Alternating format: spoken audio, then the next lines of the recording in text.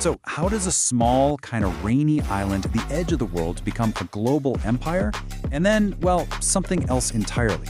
Today, we're going to unpack 1,000 years of British history through 5 moments of radical, world-altering transformation.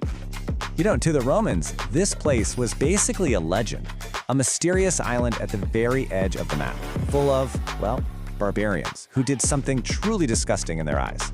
They drank milk. That's where this story starts, a land of myth. So the big question is, how did that place become a global superpower? Well, it's a story of constant reinvention, of these dramatic, fundamental shifts. And we're going to walk through it by looking at 5 of those key moments, those transformations that really redefined what it even meant to be British. All right, transformation number 1. And it all kicks off not with the Romans, but in the year 1066.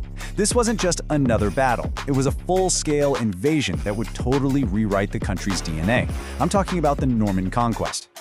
You see, the Normans didn't just show up and change the management. No, this was a total system reboot. They installed a brand new operating system for the entire country. Suddenly, all the land belonged to one person, the king.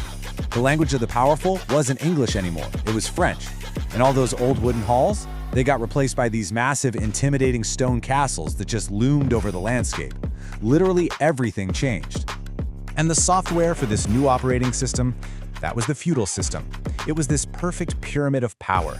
It locked everyone into a rigid structure that made sure all the loyalty, all the resources, all the power flowed from this huge peasant base at the bottom, right up to a single point at the top, the king. And to really hammer home this new level of control, William the Conqueror did something pretty extraordinary. He ordered a nationwide audit.